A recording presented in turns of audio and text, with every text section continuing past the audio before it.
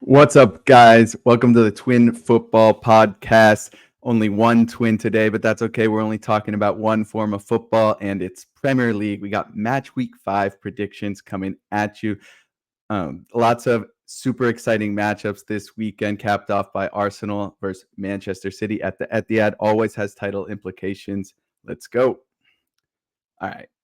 First up, we got West Ham taking on Chelsea in a London derby. West Ham are at home. West Ham coming off a draw against Fulham 1-1, where they were down most of the game. Their only win this season is still just that Palace game. Fulkrug, their big money striker, is still not fit. Seems that Antonio will get another start. West Ham supporters aren't exactly happy with that situation.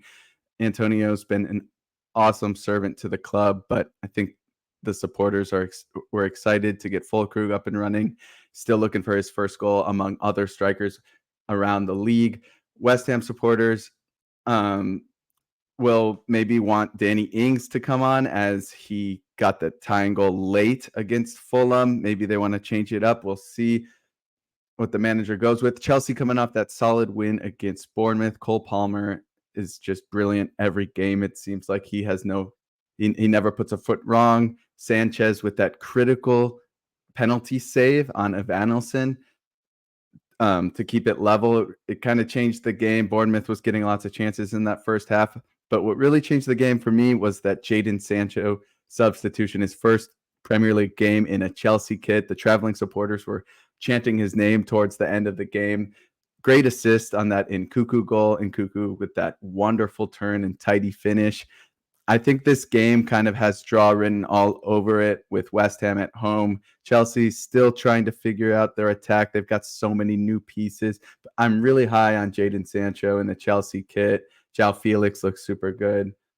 I wouldn't be surprised if Chelsea start to figure out and go on a little run. I think this matchup, West Ham at home, is always going to be a difficult one. I like draw here. Next up, we got Aston Villa taking on Wolves. Aston Villa coming off that huge win against Everton. Absolute thriller of a match. Duran hit probably the goal of the season to win the game after going down 2-0. What an exciting match. Villa also winning their first UCL game midweek. Another set piece goal. I said it last week, I'll say it again. That Villa set piece coach deserves a raise. Tielemans with a tidy finish on the set piece. Wolves coming off a loss to Newcastle. Another one where they're leading most of the game. Brilliant counterattack and tap in for Lamina. That step over dummy by João Gomez was amazing. Sam Johnston, signed from Crystal Palace, did okay. It's kind of weird. A lot of teams are signing like some of the same level goalkeepers. I don't think Sam Johnston is necessarily a better shot stopper than Jose Sa. But, it's good to create competition in the position. I get it. I think Sa might look for a move. I don't think he's happy with the situation. Johnston was struggling a little bit with the ball at his feet. Other than that, he did fine. I think Aston Villa are just too hot, and them at home, it's hard to pick against them. I like Aston Villa here. Next up, we got Fulham taking on Newcastle. Fulham coming off that tough draw against West Ham that we just talked about. Again, they're leading most of the game. Sander Berg still just coming off the bench. I'd like to see him get more minutes. Newcastle coming off a solid win against Wolves.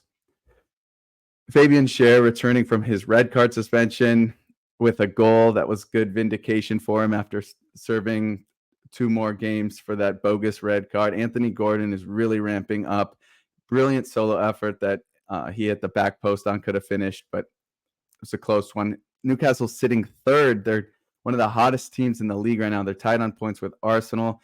Unfortunately, Isak looks like he is doubtful to play in this match with a toe injury coming off at halftime. And for that reason, with Fulham at home, I'm going draw here. A lot of people probably going with Newcastle as they are pretty hot, but I think Isak is too important to their attack, and I think they're going to struggle for goals without him on the pitch. Next up, we got Southampton taking on Ipswich Town in the first newly promoted matchup of the season, so that's always an exciting match. Both teams know that they need to find points, and the best place to find them is against the other newly promoted teams. Both these teams, though, struggling for goals.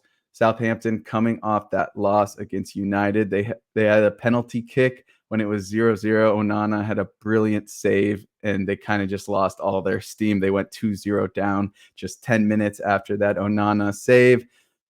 Looks like they're going to be missing Jack Stevens due to that red card suspension. Ramsdale, the new signing from Arsenal, in goal. Looks pretty good. I think he should have done a little bit better on that Rashford goal, but he made a lot of saves. You can't knock him, even though they lost 3-0.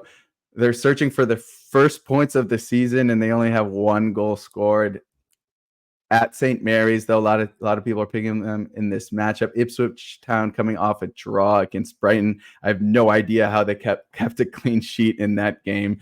Brighton was knocking on the door the entire game, and it just couldn't go in the damn net. Ipswich Town, though, they've already played City, Liverpool, and they played Brighton last week. They've had a really hard start to their new Premier League campaign.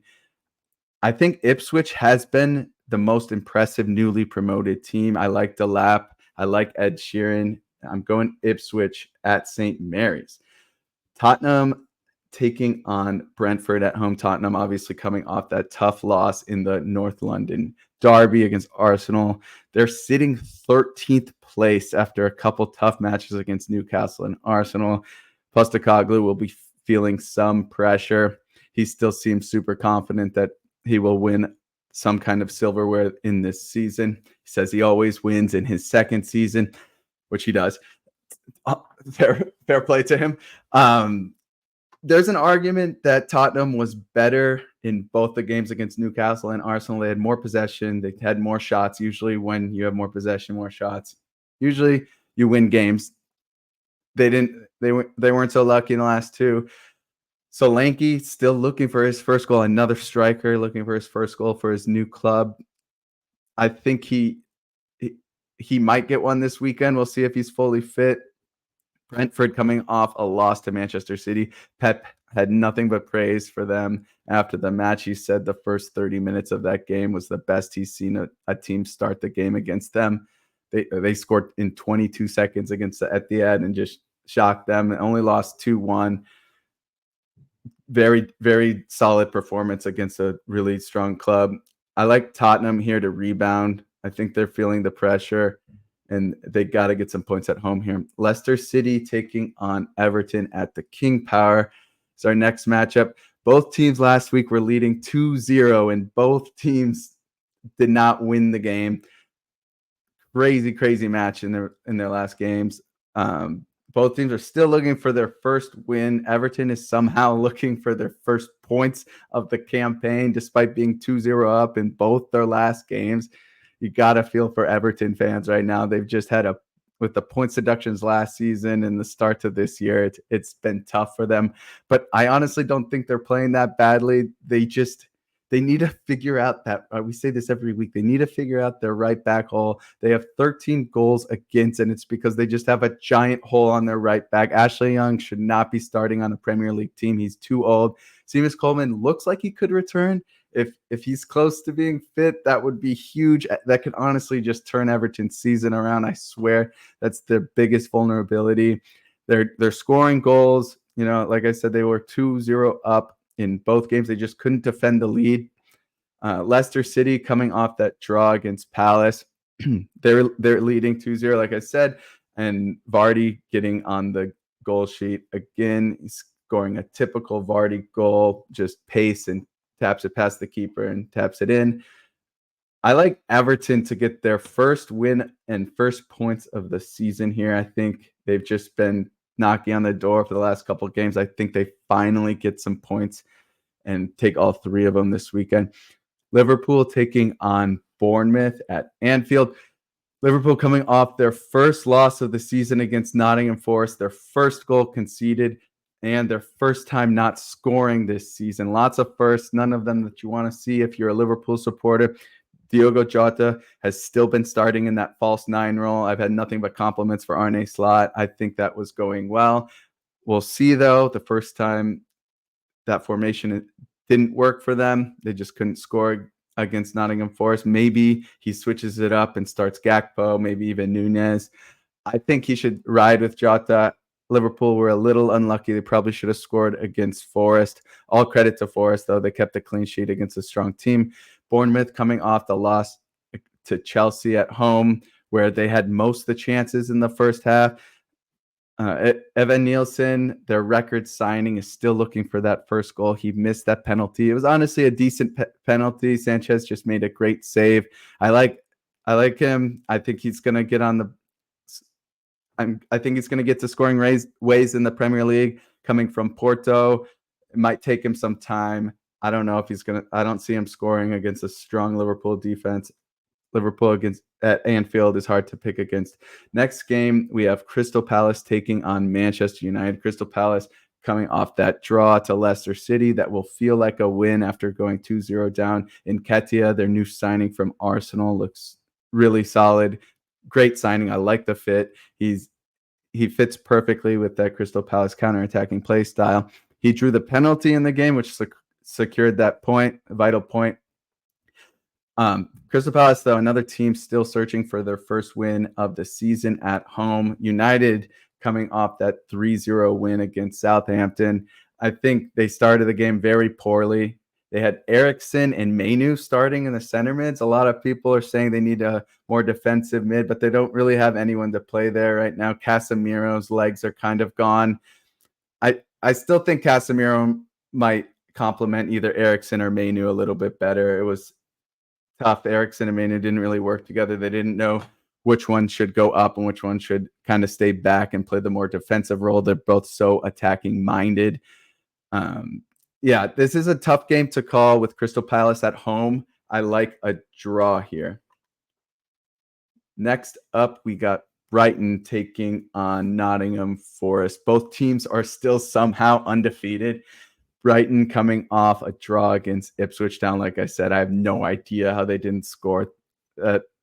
I've been criticizing Brighton. I've said their position on the league table the last few weeks has been a little bit flattering to them. A lot of their results, in my opinion, were a little bit lucky. That Xerxes disallowed goal and the Declan Rice red card. They've had some things go their way in matches, and I think that it's kind of starting to catch up to them. They're not, despite only having 2 goals against, they're not super strong defensively. I think it is starting to catch up to them. Nottingham Forest coming off an amazing result against Liverpool. Their first win at Anfield in 55 years. Hudson-Odoi with that brilliant curler to seal all 3 points. I like draw in this one. Brighton, I think, are going to drop points in the next couple of weeks. Like I said, I think it's starting to catch up to them. They're not going to be as lucky in coming weeks. And finally, to cap off the weekend, we have Manchester City taking on Arsenal at the Etihad. Last time these two met at the Etihad, Arsenal kind of just sat back. They're happy to give up 73% possession to City. Arteta clearly was just trying to drop some points off City, whether it was a draw or a win, just play on the counter. You can't really blame him for that strategy. However, it'll be interesting to see, since they were so close to winning the Premier League last year, if they just knocked a couple more points off Manchester City, maybe they end up winning the league. So it'll be super interesting to see if Arteta goes for it. City coming off the win against Brentford. Haaland has stopped his hat-trick streak with a brace against Brentford. So now he's on a brace streak for 3 games. We'll see if he can continue. He's got 9 goals. He's got more goals than every other Premier League team. An absolute insane start to the season. KDB coming off at halftime against Inter Milan. It looks like he might not play. That would be a huge blow for City. Luckily, Rodri will most likely get his first Premier League start. He got his first start of the season midweek in that draw against Inter Milan. Arsenal coming off that huge win in the North London derby. Gabriel getting the winner. You'll have to blame Vicario a little bit for not coming out on that header, but fair play to Arsenal. They won the game. Great result for them. Arsenal coming off this short week, playing Atalanta today. Thursday, tied 0-0. Arteta will not be so happy that they got the Thursday match in this new Champions League format when they have such an important game at the weekend. Luckily, Declan Rice is back from his domestic suspension and he will be playing on Sunday. Sterling got some minutes in the North London derby. It'll be interesting to see if he gets any minutes against his old club in City. I'm picking Manchester City here to win at the Etihad. And there you have it. That's our Match Week 5 predictions. Thank you so much for joining us, and we'll see you next time.